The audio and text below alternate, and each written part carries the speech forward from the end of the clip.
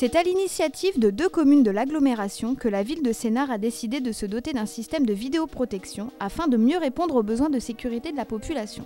Ce sont donc 67 caméras qui ont été installées dans les endroits stratégiques de la ville. Ces caméras sont implantées dans des lieux bien spécifiques qui ont fait l'objet d'études en fonction des actes de délinquance qui étaient répertoriés. Sur le terrain, il y a 25 caméras intercommunales disposées judicieusement sur le territoire de Sénart. Sur le parking des gares, à cela s'ajoutent les 17 caméras de Comble-la-Ville et les 25 de Moissy-Cramayel qui, elles, génèrent des surveillances sur les centres-villes et les commerces de proximité.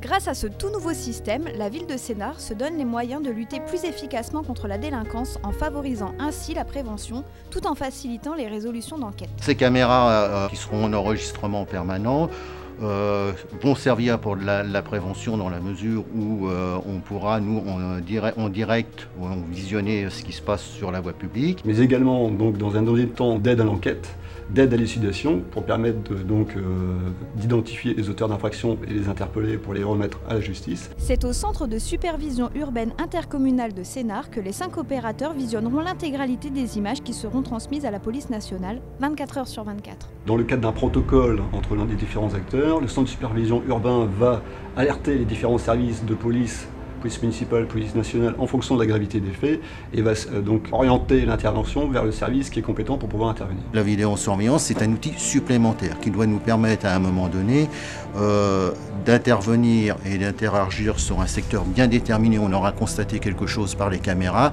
alors que la patrouille, en temps normal, aurait été dans un autre quartier de la commune. La police nationale est un de nos partenaires privilégiés, au même titre que la police municipale. Nous travaillons en totale collaboration sur des opérations. Le premier objectif du CSU est de sécuriser les interventions sur le terrain. La présence de caméras sur le territoire peut légitimement amener chacun à s'interroger sur le respect de sa vie privée. Il est important de savoir que tout a été prévu dans le cadre de la loi afin que les habitants conservent leur intimité lorsqu'ils sont chez eux. Ici, le CSUI est un CSUI de voie publique. Nous ne pouvons donc filmer que de la voie publique. La protection des vies privées est donc assurée par la loi qui interdit aux caméras de filmer l'ensemble des lieux privés. Il est prévu dans le système des zones de floutage ou des zones de masque directement sur les parties d'habitation.